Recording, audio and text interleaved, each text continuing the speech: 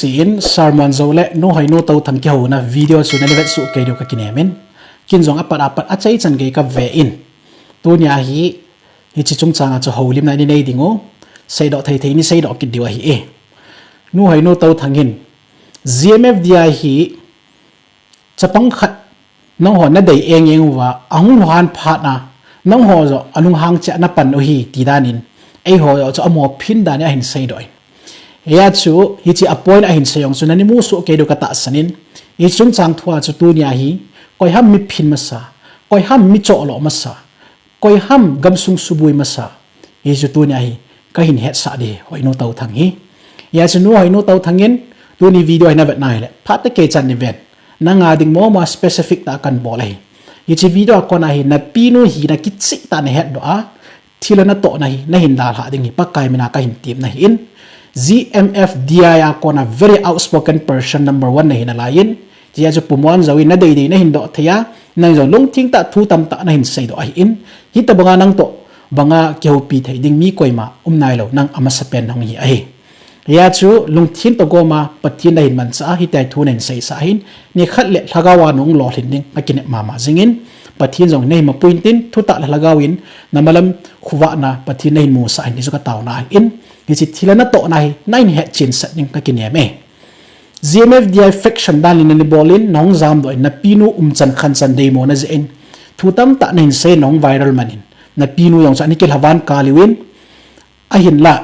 thilapu ki phun khu thila hin he tha ta theilo je chun na le zu kin thilapu ne ke le phla sa ki in ching khula men a bon cha kya orchestra a bol namun thanga chan no ki thau thau win GMF dia hi nangma emotional base ana pinu dei mo mana na de zo thila hi po in GMF dia na de zo na de alam pium sun chu thila na to na hi na hin tin khule hi chi thila pu na chunga tha nei pontin ching khulam na chunga tha nei pontin nangma ministry a chu ona freedom le independent nong hi pan de tu nya chu pathin ei phu do sa Michael to karuma ong ka khau the na tiliwa bet seda ministry na ka phu do in ain la hi chi thila pu na ta sna pa na da tha na da la thelo ya chu na bet seda ministry jong to hi zero a hum de hum umai tan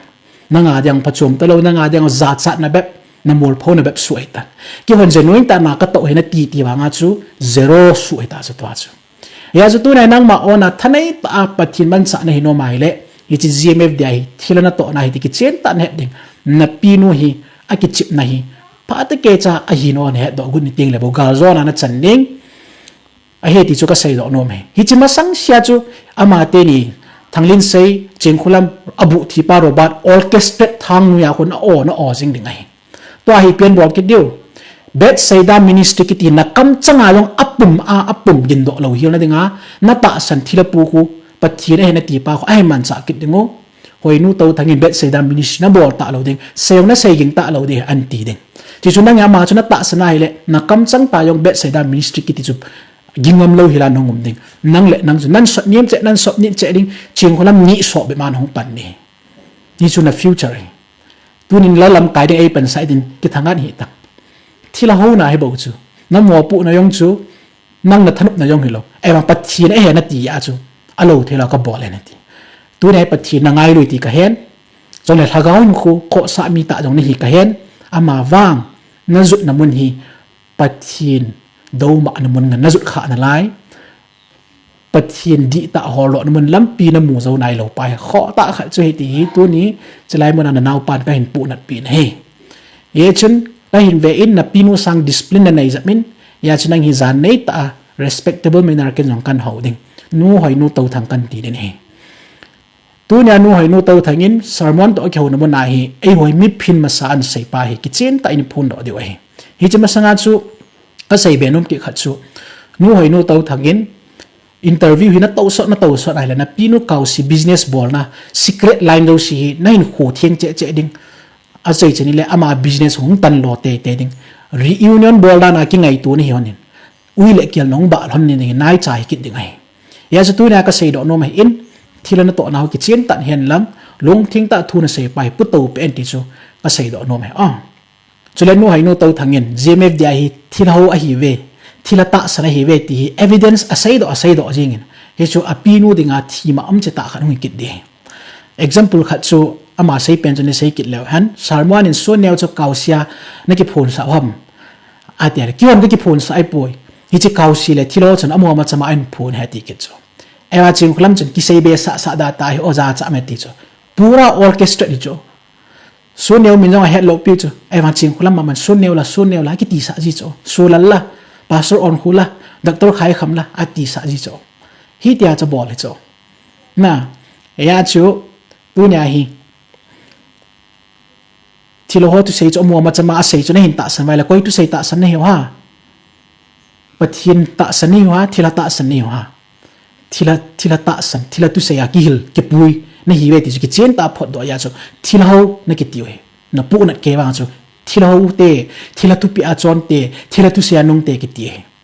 วันปะเทียนอลิมเละเมล่าเอเชียมปาจูเฮลัยมุนาที่ละขัดอินโซลาซูเนียวเก่าเสียหงตีสะดิ้งจูที่ฮิมองคำที่จูอังไงนะมองคำไงตัวตั้งปะเทียนมีเตียวหัวโมซีหัวโจชัวหัวเดนิเอลหัวเอลิซาหัวปอลหัวลอยจูปะเทียนหอยลายนี่มันจะข่าวว่าอันนี้มีฮิจูลอยจะเกาสิมันจะฮิจูลอยจะเกาสิบอกเลยแต่ทุนเนี่ยพ้นสาข่าวว่าหอยลายจะปะเทียนที่ละมันจะข่าวอามาจูเอเกหัวมันจะอามาจูเกหัวปุยอามาฮิจิปาจูฮิจินูจูเกาสิมันจะตีข่าวห้ำฮิตบังไตปะเทียนทุนสุมูลเผาหนาวฮีอีแบบตีไงเลยนัดจอนสินาวเลยปะทินโดนเห็นวานาฮอลดีอาฮอลดีไอตายยาจะนี่ขัดติงเลยปะทินอภัตายไอ้ตีนดีหุ่งลงดิ่งฮิจิกะจะตัวไหนไงลุกกำดำอเนมาส่วนเนียวฮอลอยอามันจ้านัดจอนสินาวนับปีนูกิจิบนะนับปีนูจอนทางนะปะทินโดมาอินโคมันนะอาเกาสิบิสเนสบอลอาพูนสาเหตุฮีอามาสเปนันเฮดดิ้งส่วนเนียวินจิงคนละหัวอากับพินาเจมเอฟได้ก็สุบิมาสไอโป้ยเกาสิบิสเนสสินบอลาที่เรานำกิมหินจองลุนะอี political movement หัวบุ้งสุงปุ่มปีหากเอาอินขุดินจังอินสุงตินจังหินสุบุยดึงอ่ะจะเป้าตาเลยตูหินพุดโดโนฮิจินูจะให้กำสุงสุบุยเฮจิอาจูอัดชินหัวจูหุ่งกิวิอาปัจจินทั่วคนน่ะอัดดีเราดันกิเชนหุ่งกิพัดจิตตายาจูหุ่งกิเสียหุ่งกิเอวโดหินมิสุบุยจูอามาเฮที่กิเชนตานี่เฮดดิ้งมิจูจูอามาเฮที่กิเชนตานี่เฮดดิ้งไงอาบานิเซเบมันสังวินหอยนูเตาทังกินไอหัวจะมีพินมาใส่เวตาอินเซดันทุยขัดเบนง่ายติเวจานนั้นในตากันหัวหินไอ้นี่กี่หัวจะว่าจินโคโลนินอัตุเซนาจูฮิจินหัวมุนเทียงไลตาอนุงาสเตียสอนุงาเบนนาร์กิเซียจงน้ำปีตาคมน้ำไม่ตีคมน้ำทิลไงตากิเซียฮิจิไลมุนามีเกยตาไอเสียเสียจริงเสไปฮาฟเพนซอนฟูลเพนซอนโคเนียวจ้าอีพิพามอะไรโซนเนียวหัวจงปีอาเซจูฮิจิเซนอะไรตาจงฮาเลลูยาเมนฮอนฮาเลลูยาเมนตินอะไรที่ดีนะสานามนั่นลุงเกล holistic view หินเสีย holistic view อันเสียดิ้งไงหอยตั้งไงบ่ holistic view from หอยนูจุอิตาบังหิดิ้งหำตัวจงอ่ะต้องการเมสเซจสักกี่หัวเนี่ยลำนักฮิเซสินัดดิ้งอีมัดสานมปูยาหินละกินเยาสัตย์เป็นประเทศทั่วโบเซลจนมีเดียซาบอลนั่นจันเจ้าเจ้าดิ้งไงทุกคนลูเซตแต่อินพูดปีน่ะมีมินพัฒหินที่จุกันเสียนะกิโลมล้วนละตัวอันนั่งหอนในบอลดานุเฮคอยแต่งเกลียวจนจะปังขัดจูกิพินจูไอ้มันกิสุเอียงจิงกิพินจิงอาหงลุงฮันเตียงเละโอ้บอยกับกระไดนี่บอกจูตีสังอ่ะวัวเบดิงนะเฮจิคอนดิสันจูนี่บอกจูน่าหอนจินคนละมาดูดาแกหอนนี่พินดิวจูไอ้ละคันหอนละยูทูบซิมนะที่มโลไอ้ไลมุนาคนดินเตียงเละเฮจิตามินนันเผาเละนั่นลุงฮันเสียจิวนะอามาจะมีเฮมินอะไรจะจูมีเฮมินอะไรจะเป็นหางเทจุละมีเฮไม่จูกับเฮนะนะแม่ดำมีเฮไม่จูกับเฮนะเก่นตัวไอเกี่ยวจูกี่มีขนมดอกเดียมจงลังขนมวันบุกน้ำมูสนั่นน่ะจินคุโลจูเลยตัวลาหอนปัททีได้ติวลอง first ปัททีนั้น second ปัททีนั้นปัททีนตีนะฮิจูปัททีนจูปัททีนั้นจริงยาจะจินคุโลกิจจูปัททีได้ติวให้นะชุเลเลยตัวมุกมาจูไงดำทูมาน้องดิ้งเหตุฮิจิไตตัลไงดำมีบอลเฮจันเกดิ้งไงท่านไอ้นับปิวหินฮิจงจูปัททีนหินขันไอ้ยาจะจิงคุโรกิติโนฮี 100% anti Christ nature ปูตะบังอ่ะปัททีนด้านอาเกเลยตันมีจงไงดำเทดิ้งจนเสียไงดำเทนดิ้งจะดิ้งตายเลยปัททีนตะบังจงเหติวยาจีแบบดิ้งไงเลยปัททีน nature จะปุ่นเหติวนะไอ้เลยกูกินน้ำสุงะเกยไอหิลเทดิ้งมันปอยจงอติวโจ hit tabang ta cha ponu chu hi chu na inam sungwa ma hil thei dong kum lo chule achung chona pathina jong ga ki gel kit a hi ai le chun ipi ti da na hoi lai ka chu ami hi na pa chu hung po do hi ati kit wa tu nya am him hi na mo yo shi chun ama yo chu iyo chu ile hil kit hoi tam hoi nu to thang ama nuya na tong nuang chun ipi ti da na api nu pathin nu chu ama jo a hil thei tam pathin chu ki hil ji dan ham hi chu hi chan ya hi api nu lu bu yong hi niao khat ang pha zo le hoi nu hi angol dan hi chi chu hi Jesus Christa chu apathin hi na zo sia hin sela le si na nang le kai lim hi mai tabonga hong kilanga appearance in puna mi him te chon sit na hlat do dinga mission accomplish ong bol cho pathin ta be pa chu apathin hi na mo long bible a kai pathin ka hi atin yong khalo na ami mi na ngan ain bat sa na hin to a ai rang bible chana ma chon sit na mal kha jong nei poi ati eletonia chon siang ping no thilanam kim hin jong lu mu chu pathin a he ki ti so dai nga Lucifer vana pathin lal to na chua kidap sang ma sam malama kidam sa kayong pathin ka hi pathin mga min ai ge rai chuting tala chin kholam leitur ko ma ngaidam ama min dem hon ngaidam na ki thum di ti pathin nature sa bon cha pu ni cho ai le chunu chu iti dana pathin nature punu chu nang le ke jot iga hila he da chu ami him nature hiningan chu hung po doi tai ta na sei nam pi kin ham vo no hainu na zam tu ni video na nga da specific ta kan bole ai ta ngayin na pino ki chip na hitin mo tiong na pha loi ama orchestrated black magic nu hai nang le nang na ha hlum jing ai chia ju ka sei na pino chunga na lunghan man je le gmf di ai khat ni chunga na lunghan man je friction na bola bet sai da ministry na ga phu do ding ki thilai thei pon bet sai da ministry ham ipi ministry ham ke point na lol hi no mai le hi chinu nature pathin tai tom nu nature kaw si business bol nu hi ki chin tan mu chin ti chu ka sei do no mai chule nu hai nu tau thang chun chapang khat iga dei dia hi ang lohan phana ezo ki le lohan kit tabanga nei bol choti hi tabang cham gmf dei bol hi pun hoi ta ngai lang hoi ta kan sei de koi ham mi hiwa ang ki tom phana amma zo ki tom che ki chu koi ham na pino hi da na mu de igam sungwa pathina to le mi min khu lungmong le thamonga achi rom lai ta shiwa le ko bru ong nyatia inam pum pi hin cho ling mu town commander ho underground lam kai ho ipp background lam kai ho hinmang cha thu su abol sa ho sa upo ko sa pastor ho la cha ho bung pum pi atip sa leitur mona hong ki khop nga he tia inam pum pi cho buinu pastor ho la cho ba ima cha bol thira ko ma soma khat na pi a hi le na pi thei ba hilaya hingjing pathin ki phun namuna cheng khat jong choi ngap lwa no mu chu ipi na bo na am tia inam pum pi cho buya soma khat ama dip sunga ke luna mai chamno si ama dip sunga ke luna ni si amai chamno si ni la imut ko le lup na chunga sim ning nu finance jong nei lo treasure ni lo ama na khot ta ki sima achanu ning pi to sim khom nu hi chinu chu gam sung subu hi lo koi su koi hama subui hi chinu chu hi tabang ta inam pumpiwa mi jo si ta san kha lung khom nya thila ho na dinga him pui lup nu chu ki hon ka vet khen wa he ka ti ba ka thip chat diu hang kani bet ta about cha kani thip ta about cha yong le achon san le atu se la sa chu chi setan man chai setanic hiti ki chin ta khet phat wa tu nya na chon sit naw lampi pathin do na lampi na chinaw chu ka hin phum da wai iti da na mit phina nei gel ham pathin thu dong zoi ta na pinu chon thang na suma ke chip na gut cha hi dan tol that hi dan nam pi mel ma hi dan kan phun phat wa chu iti da na chu nang ho yo chu pathin tha din na ding ni nei lo pha wa nong luhan wa hi le ke ho zo mit phin ma sanin sei ki jing dan ham hoi no to thang ki chem tan het dingai na pinu color na mu chin nai lo hi nangin ong zumbe se phat wa chu nong zumbe se phat wa chu hi nge mun thinga hi tabanga thun se adi poita na pinu na hilwa nga chu tu ni tabang chu lo hi le no ho da hi tabang realization chu de mi lu chunga e na tha diu ta chula mi lu chunga zum na tha de no mi chin na si khom diu ta chula thila lagau chang na hi re wa chu hi tabang lagau chu na vo moi chu na lung thing wai kilit sa hoi thona selfishness na ngan chu Muan zo ko ma min na pathin ho na le leitura ki phung pa pathin hi dan jong pathin thu du na proof na thading ma chaw na nei lo pi ai ho chi igam sung hi ta banga num lai ta ngol the ta num lai ta wa chu mai thei ton ko bule siwa ho je wa chi ko bule siwa chu ai ho i tao phat wa chu amo chu email ma te ho jong le i pathin chu a ki chat wa ya chu ai ho ko ma hong ki phu he to pon hi chu pathin thu hang ki da am ta thil thu sim ki di chu hi chu hi chia chu na ki lima hi chua chu pathian tu Bible sim kai ni de hin sei hi tam theologian ho na su zum chu me no ta bang hi evangelist title theologian ne hi na wa kona tu nya pa na ATM sina la kona na kila da oitin he di oi nu tau thang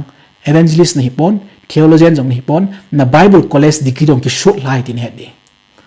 ye chun Bible ka simetin pau me na hin mang hi win Bible simotu se dan het nom le ATM chana la pathin thu kai lo ni ngai jing ta chi chu ki chen ta tu na katip na nom nei namu ta mi phin ko ham mi cho bu chu ko ham igam sungu nei le gom choma igam sungu sum ne nu chu Isaiah bung som nga le chang khat in na mi te chon sit na phung lan on yem sa hin lang aw zeng jung phung na tin lai chu chi ji a chu ching khulam chon sit na vanji holgia chon thang nu chan chung ki phunga a thu zo ro phana ma zo pen hi chula ang pen ai la pathina su jung che kina sarmon zo chu ama to mau pi sa dom bu the ding a hin man cha a lak a view in viral jin chula a video a don but na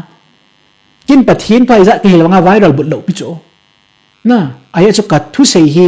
nang ho kyu to kha lo KBC e she pum pyong to kha cho kai thu sei hin dia cho su viral zo lo cho ai la pathin ka tu sei chang khat chang nyo aman cha tho tha na pinu asungeu si khu do na tu na ke mang tho cho namwa hi chang ya cha pathin ai man cha ai tunin hoi da ngi tu lang nu hoi nu tau thang na pinu orchestra black music sunga halu hin khutile pathin nei man cha di anak in GMF dai changa kalung hangel ta hi chala thila pu ki phun cha pathin he ta na su te te le mina dei de na ba khum ta ta nang nu chumin ngal nei idwala be seda mini sino nam tu kan na bol ta lo tiong le nanup ki de ta chala hi ju chala hep na deceptional ha theologian khat na nya ile jesu krista a vela hum ki phung ki dinga hi poi pathin lagaw hi ta o a ho za thia i bil bila microphone do pi le la hum dinga hi poi ti hi ki chen ta ni het ngai chala pathin tu zil na hi pathin tu ethiam ni le the last revelation of God the voice of Holy Spirit hi is scripture hi ti ni het ngai chala Bible thu dan lo la khula ya thila thu khat lagaw o heta ki sei theologian ka hinan ki ti lo healing evangelist ka hinan ki ti lo healing na pinu sanga neu khat ka respect na nga dingai koi jap na lain ka ting ya chu nu hoi nu tau thang kan ti pai ki pa ta an accept phat de aban pina sem ngai ki ti be he me so ke na ken toy ke ho chu ke mi kanom dop dem zolang kanungal book na mu sana na Bible zaw lo pia mi ka se deng la Bible ka koi do pot di dis ka ruma ka se di hoina pulpit no ho adi de bang chu pakai Yesu ta nge jong ki phona na tio til ko pol ka tibin mi thieng pol ta nge jong ki phoi he chalai mun chu mi se na mi min la na ni bi he chi hagau tai tom na hi lo deng ham nam na din na mun na za lo ham ya ka se thu hit na di lo chu sala di ta chu di lo hi chu ai chi ka sei bang pakai Yesu Krista mi hi ma hong pinga di lo khat chabol khapon elena pinu direct a pathin banga ki dam sang nu chun di lo na tam ta bol do pe hi chun heading khep nal ha ni ti ne khe de chule theologian nu ne hedi khat chu theologian ka hena tia hele Bible sim ka hena tia hele galatia bung khat sang ke another gospel koi ta bungin preach hong bola wana vantil ha pat hian lang na vantil ngan na seu chula wana vantil ha kat hian lang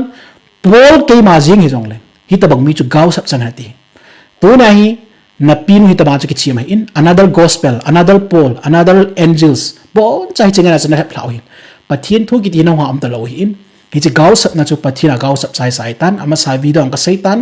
chin khulam ki ti nu acha atu son ge ya gaw sap na ki pu ding hai in ai chu pathin thu na sei sai Paul hong ki chim van ti la hong ki chim me tan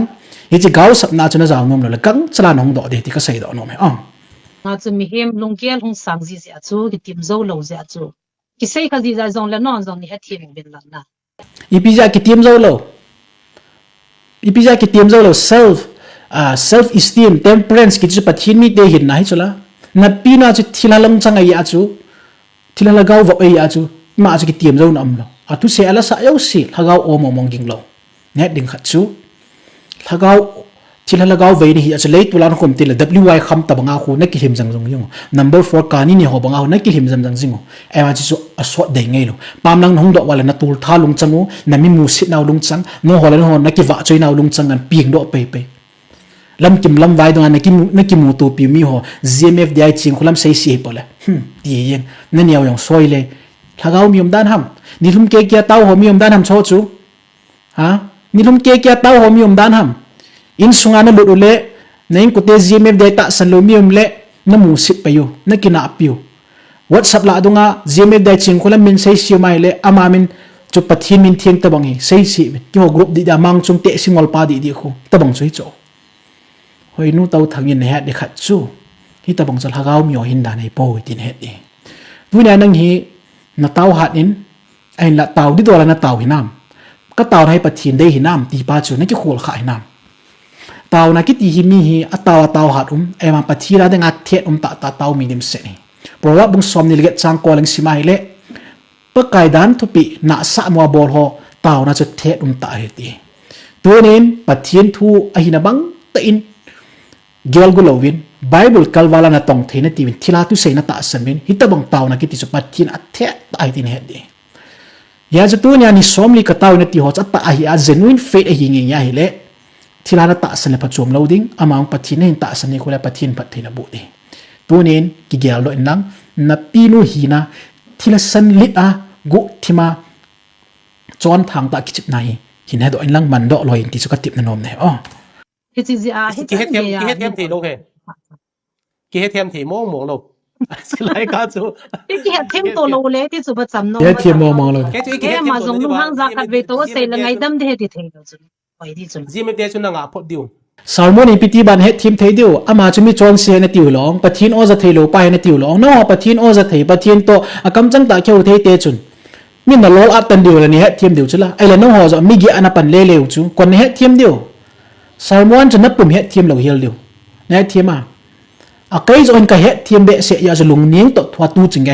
วอมีจอนสิเตวอที่เราเตตาก็หิลจึงในจ่อน่ะจุละปุ่มว่านี่นะวิดีโอหาเสียจึงขัดจูChange is a painful process at ito. ATM sa nalahi na kihiyal na dulang pikiko mo ya at katsungahi. Gulmong san mo ngahi mi bagam nga lunghang ta ngan lungchang gilong nga napun ito. Ay makin kahit ti mo na ito. Nay ho na ho ko mihim ki ho na di nga lomlaw nga na nay ho ito. Na ay mga painful process yi kahit ya ito pathiyan tuwahi kahil na hiwet ti na kahit diwe. Kuti laway le veta Bible sakat kan sim ha. Na ho to kitu jam bagay pon na. No, ini tian mi Bible na hil Bible hilawin til som na hil. Bible chang zo ama nan le hil de ngai bo. Thagau ga wang chu ngai lut kipa cham thoha mi happy phat ta san ta hi lungneng ama chang kitim hicheng hi to bang ho chunga wang dan thu poi galatia bunga chang som ni le som ni langa ai le hi tho na zui ham thagau ga ho thu na khat cha zui lo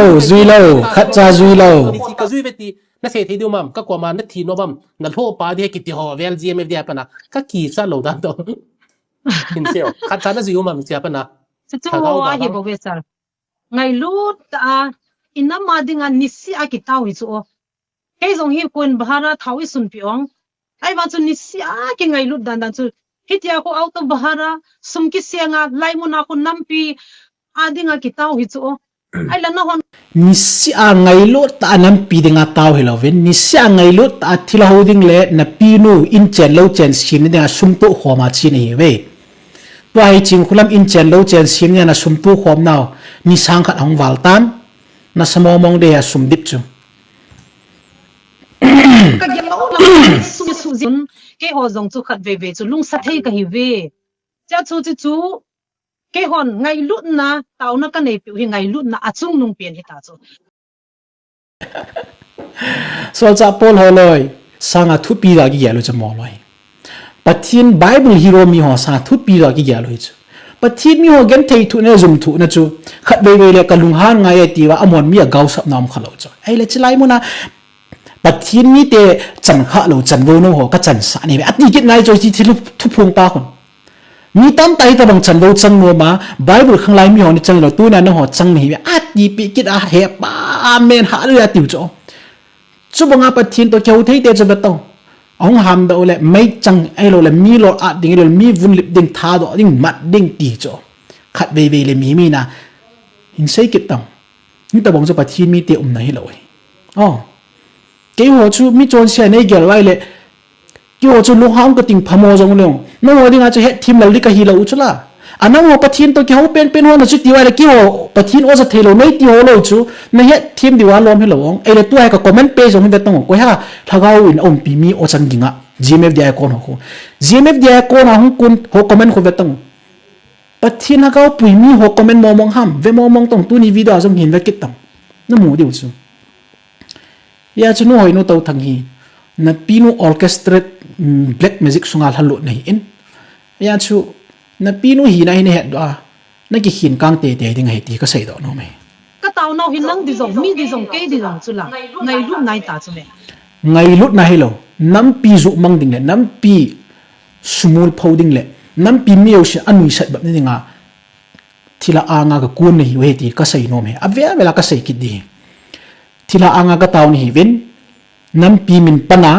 thila anga ka taw ni vin nam pi min pana na pinu in chen sim ni nga ni sang ka ba sum na ka tu ai in nam pi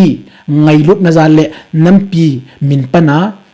ching khula min akaw si business aran zom jing na ding la atan lo hil na dinga ga ki thu pi ho na hi ve ti ka sei do no me nam pi na bol do umpon nam pi phat the chana na bol do umpon nam pi hi chi sa nang ho taw ne si ai vanui pum pi mu sit na chang vanui pum pin akida wa dong ku ki nation iti pen iki sa pi pen chu hungmang ne chinam ni ani ve ven ya chú khát về ni về cái xây hi lo dòng ni ngay đâm viên cái họ dòng tu chung apa na hi xây dòng xây lâu đi ngà cái kịch tiêu khâu vậy ta na ya chú nó họ dòng xây đa tao về cái họ dòng cái xây cái chú xây đi cái chú xây thâu sei ta lo di ta ki til khau zo no wa chi pian bol ke wa ka youtube channel su sit ding so neo ki ti pa hi hoi lai cheng ham hol do ding tha do ding he ti tam ta ka receipt na so neo ki ti pa hi ipya ki ge tham hoi nu tau thang message ho na sim no ma comment ho ni ve jing ta na mu ni su ka youtube comment page ho ta oh community page ka tin ani ve ta kaung ki loi tai na ga ti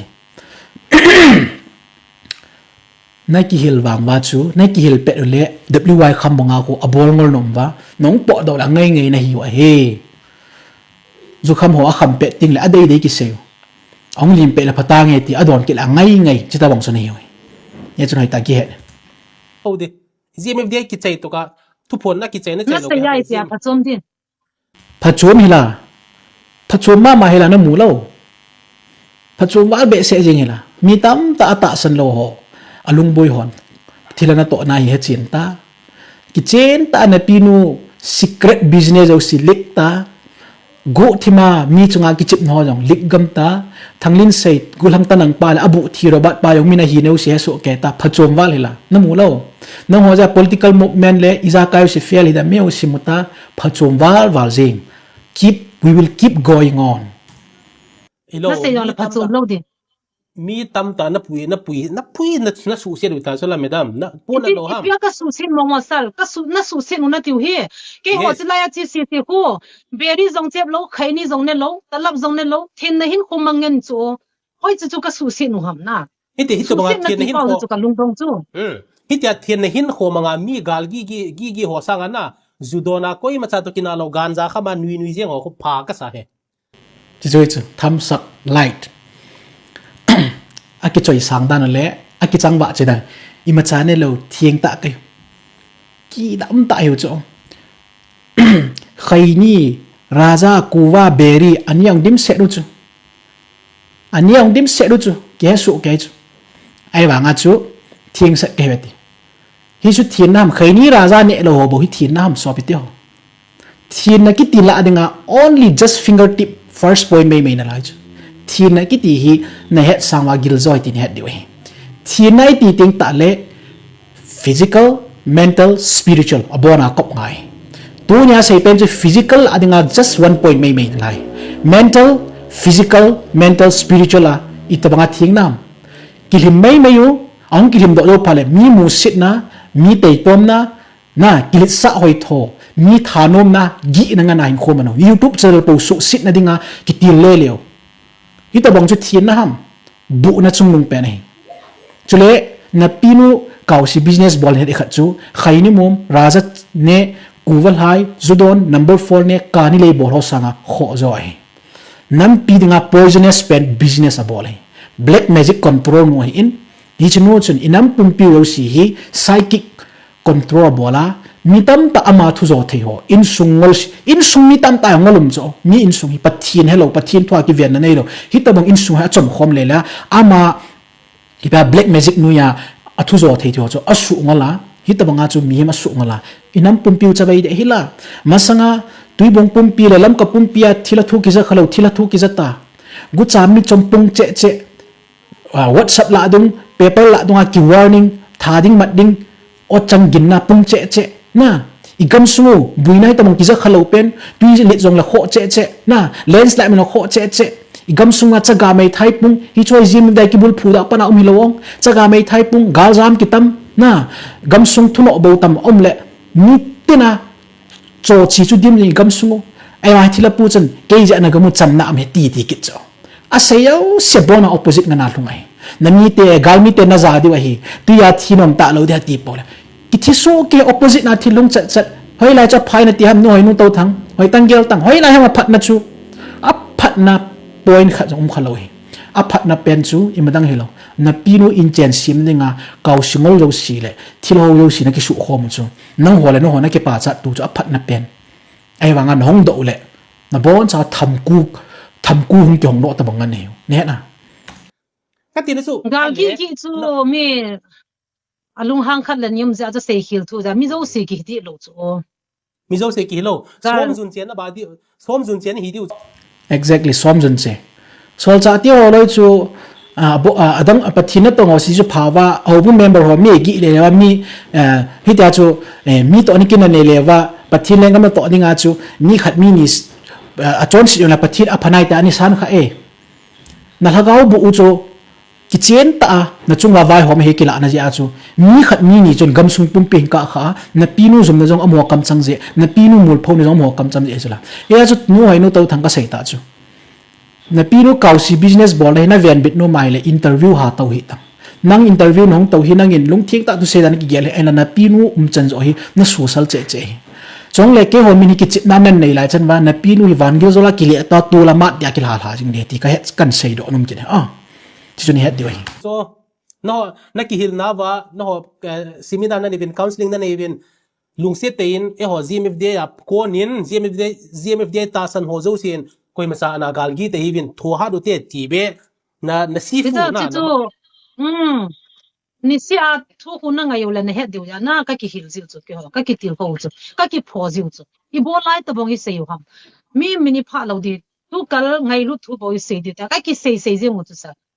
am ho ngai lu thu ki hil na am ho thu ha ding thu ki hil na chu sing khula min pha mai le nang chu na nu na pa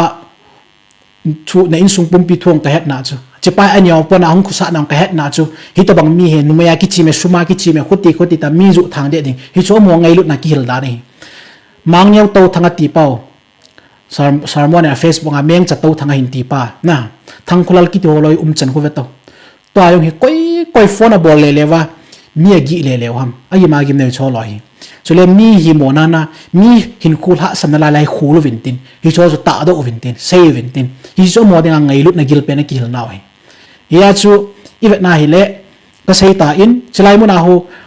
kaw si business ni mo na ki khop khom ting le wy kham number 4 ni ho banga kan za kham ho dan ho ngui la la ki ti lo vintin ong do le tham ku banga mi wal hum ne le am mu sit na mi lung thima bob zo siu tol thana lung chang pu lo si hung do ke na angai ango hi tho I ma cha pha chum lo he ngai lut na di ta nei lo hi wa he hi chun thilo a hi naw ki chin ta phot chi nei am ho ko na thu ha na ki ti mom lo ding ai chu hingjing pathin thu ki ti adop sang na thei diu lampi khat cham lo ya chu amon a bol thei sun chu mi khat chu su min si ding mi khat chu zu thang ding a hi mo na lai ala sam na lai chu mi pil a phun no ding su min si ya za cha ta ha ding ki ti chu amo ngai lut na ki hil da na he ai le thu za chon chom I hian nu chu la oi pu son ya bin I to nau mong mong I ha chu la oi pu son ya I do nau mong ha koi ham mi do chu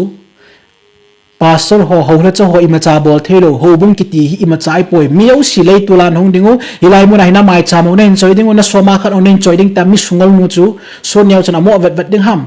kin ka mo vet ki lo ho bung na wo vet ding ham I chi chu la van wi pum pin ani thu la lu to a jong poi in ku ki nam pum pi sunga khot itun ni ham khot itun wa gmf di ho ning ki tal le om chanu theida mo mong mi za khot itun di ham tin mu ti cha yong mi na pha lo ai wanga gam sung pum pi na cho no hi chun ki chen ta ui lut tabang ni he ti cho phot chin than tabang ni he ti cho phot chin ui lut nei khat itin na ma khat nei khat chu a phe pa ma ga la ta hi thailo ai chu ita sala hingang chi tabang chu na hi ai ya chu amin ding kinga me do ding kinga kang na ki thoi we ya chu ong min la ni khuting le pathir a phatai ta nei me zo da diu chu hi chi ni khu chu kinga ai hi chi na kim hi chi ni khwana thu na yo lam chan diu chu ke ya stu nya hi ngai lut nei ta su ne na hil zo son ne ven pathin thu mang cha na kaw se ho naw na thil ho naw ke phu aphun do zo in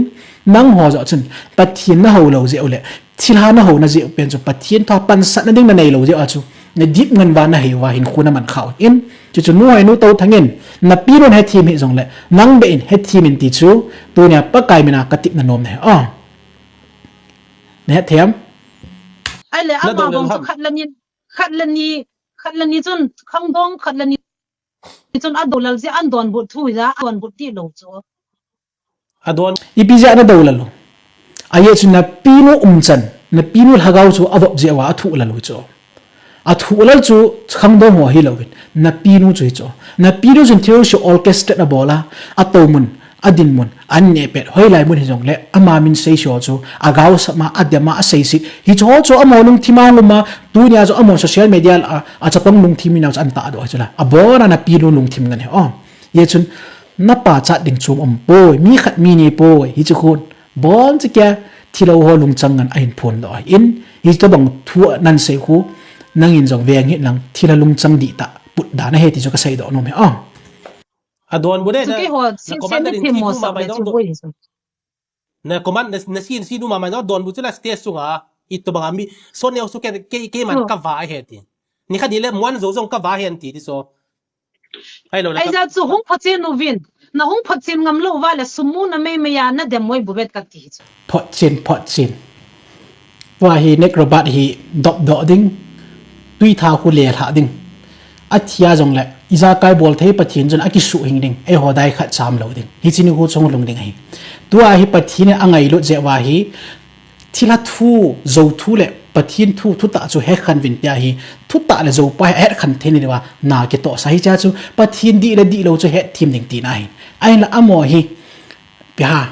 i khat bon tur ho mong ding a hi pathin he cho an ke cho do te ding wa hi an ki chawro te de ngei lut na tong pathin le mi him te lung thima si le pa he the na lung thima na tong pa chun thu da le thu zo pa chu pathin a le khan diwa de ai la amo hin mili mo ho pathin ki dal tu le bonga hi a hat zo chu i pathin he ti ding a hi umui cho ai chu alung thimui hi hens lung thim put la cho thila ho hi na ya chu christian hi nai lo je wa chu hi sta bang lung thim cha put wai le a dei ta bonga cha pathin na an to ding hi chini khula chun ichinek robot hi ke poi zon do a tui tha ham hoi lam ka le mang ding a chiong le thi ding ai chu hi chi thila pathin chun a su hing nai sai lo hil di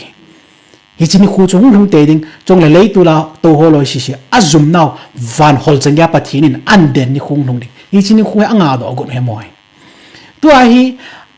a thila pu a tu se ala sa ho le bible to akitu lo dan ho ko na hi pathin in pathin di a hi lo dan thila na to hi dan head of win head sim min ti chu pathina ko na ho cho polo nge ti ho bang van mi te pau chu ku ki te pau he ti ho bang na polin ke kong ta lo ding van ti lo jong hi chai thu pachum na hung se koi ma am ta lo ding so ne ni nu nga mi tam ta thila thu la hung lo ding a ti ho chu ting ta le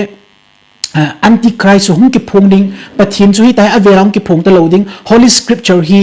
lagaw o a hi bible hi pathin lagaw o a hi ti het so ke ding hi chikal wala chu bible a ki zi lo khat pathin pi mi hung se ho po hi ti khat ti tang se hung kilep ke na pathin ke tang kilep ho hi cho to hi thila na to hi ti a het thina di wa hi pathinin ngai lut na thu ta le thu zo pa cha het thina di wa a ko jing cho ai wa mo hin loi chal ki dala hat zo chu e ya hi ti ta bang ding a hi pathin apati gun hi chini khu ti la chu nek roba ni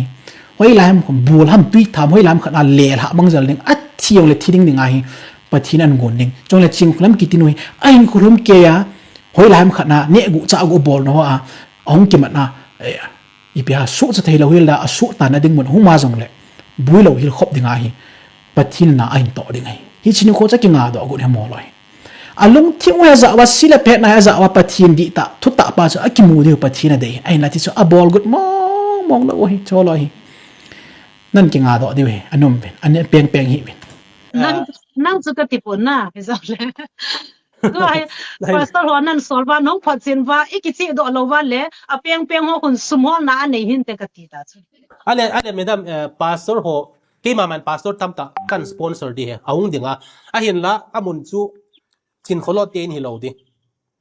ทุกพงดิ่งป้าจงที่บุปป้าจง medical check BP หอย BP เช็คบอลมาสัตย์นะชอบบอลดิมุนฮี peace ground ฮีเสาเตทิ้งน้อยกี่กลุ่มเราดิปู PS เลยปูเซอร์มันจงอันนั้นกี่ตัวทีมเบ้เดี๋ยวจีนี่เตียงเลยเห็น GMFDA หลังจากตัวเราดิว pastor หลังจากตัวเราดิวมานี่จูกี่ครั้งเสียดิว GMFDA group ขัดทุกพง group ดังขัดประเทศมี group ที่ได้บอลดิวอีบอลดิมันอีใส่ดิวกี่มามันสุ่มกันโพดดิจูอีจัดลุดดิฮัมกันเอกคำน่ะกันเอกติปอย pastor เสียดิ้งเสียเดลฮีอาปนาหุ่งดิจงเลยติเกตกับกับยาpastor tam ta ngai lo kai ma cha ngai lo hi chi thilapu thila ye na sa i ma cha bor ko lo le tur khal bu lo he na sa ki ham bor lo ngai lo hi chi hi gu hang khat ni ki thua ga zon do a tui tha ga le lu di chi chu yin alom sun chu hi chin ku chung lung de ka se banga chu pathin in tua hi azum lo na diwa ki chin ta thu di le thu ta thu he thina pathin a hiren anga i sa lo wai le chin ku chung lung ding sarmon zo an se nga le avela kan sai ki ding kin zo kan sei sahitan hi chi thila pu chu pathine he na ti wai le peace ground a impuivin ikidin te diu he ka ti ka chang se yo la kho nai sai poi ai la nek roba zon do ni ka changa ka zo lo ding ai in ka loi ka pai khat ni kan ngai cha ding ka zon do dingo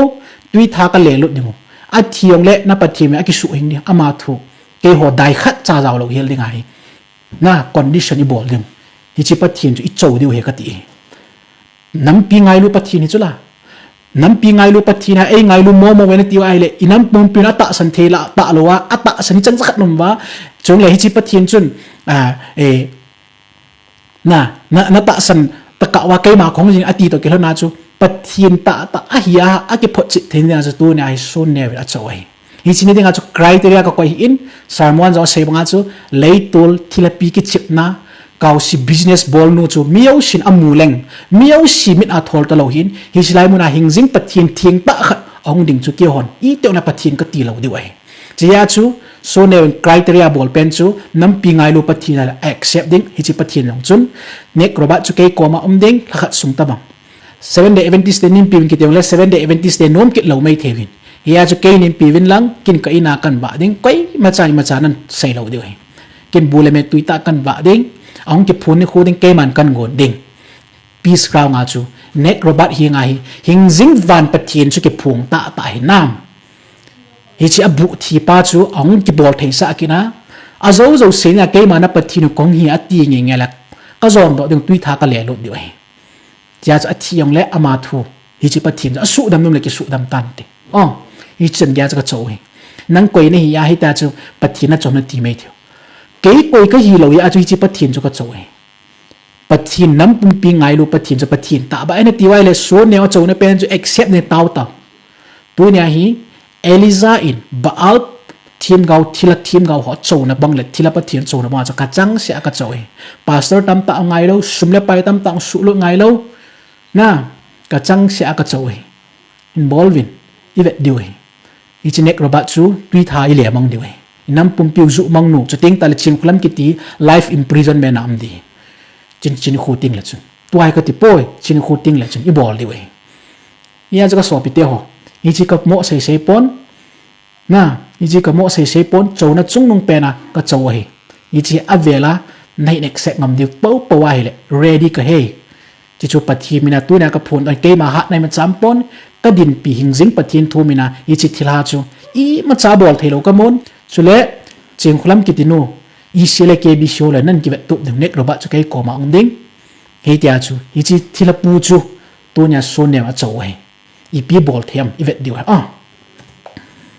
kam ta ta ho hong hi zong de anai a zong pastor dim sian hi na ya chu ke ko me ka ti ta chu na do pisu adia pu reverend solal to thang cho ani eding chan ge hotel lung eding chan ge ka sponsor di no ko mang di na sponsor thai na pa chu la sa i khan chu o chi na na sei chu pa chu ai wa nga chu laya hung ki pong ke ma song pi len ta ba laya ding ka hi ti ja ama thu aman atun sa tun athan chal than hin tin ama thu koi mana nil thelo hi za chu pathin in pha sa lawang chun na sei chu ko lo pi chu me hi chu Hello, la ngam pi madam, strong bol the nang chu hina. thing noi mi jong da the chu Thing noi mi jong da the. pha sa lova amun theng dinga athan na chu na hung diwa hi tile ipi na ki sa diwang na hung ipiti ka hong diu ham thila he ki ti chu mun thing long ngai poi thila koi de kau doi la kau si business ki bon mun iti mun thing ka ti diu ham hiya chu mun thing a hi mo mo ni ka het thit na diwa chu ata salong ka chau na chu hi chi pathin mi ngai lu pathin chun accept ngai na Gideon in pathin ko ma sign and symbol a thum banga chu tu ne ki hon ka thum hi chi thila pu chu thila pu he ka tiwa pathin a hi mo mo ngi la sun newin a chau na pen chin accept ka bol ta ba di na thila pu chu hi chi nek robat chu abu thi pa chu ka zon no di we hi ya chu pingjing pathin amang chamo mong anaw bu sunga ko na hi man chai tai na ti chu na nu hai no mi nge a phai aman cha thai le ka zon ding ka pu phai ding tui tha ka le kai man ma cha na se lo di ka bol lo shi na mo vet vet ding zum ka tha dang lo kho lo e ka tha dang lo kho lo ka chil ka si dang lo kho lo ka ga le ma mo kho lo miau shi na mo vet ding ipi ground ipi background lo sung to tim ding ni chi pathin na ti pau chu hilai chu mun thing mo mo tia nam piong lan na mo mo hi le ki chip na ka bol the ka bol do na pathi mi pina to thayam vetang nang ho ke kum hi to no ho lo hang hi to pathian chau ho to hi chi pathian hung ki bol to di zunga to Eliza in team gaul hem ho ba al thila pathian ho chau na bonga tu na ka chau na hi ve hi chi chuin accept min nang a criteria ka sei ho chu mial chi to nek robat ke ko ma ding ki phung the hi na i vet di we tu te evangelist no da na ne gyal jiu chu hi thei lo chu Kena kiti ko le. kau si business su hichi evil zilis no cho hi lo le ke ho a hi ti ka ti dio evil zilis no hi chula ain chen alo chen sim chu nam pia da sa lai pon na mo lawong hi chu iti ama ada na na gel chu alai tul khana mi in sung khana ki phung chu iti ama a hi lo le ko ya hi ding nam pia le nam pi ki tip na mu na chu hum de chu hi chi thila pathin chu so ne a chau na chu accept no mai le nam pi ko na nam pin atip na mu na chu hum de chu biha so sam lawa pathin hi na khat a hi poi ki pathin thu ki mang cha thila hai ki ti zo no nga aman a ko na mu na smi pi na hu le hi jing ha ki ti chu hi thei loading nu hai nu hi thei loading tu na nang kan ni nei poi hi chi pathin chu kan ni le pathin ta hi le ama ko ma cha ta lang him bol so nang ho lo hang pang hi wo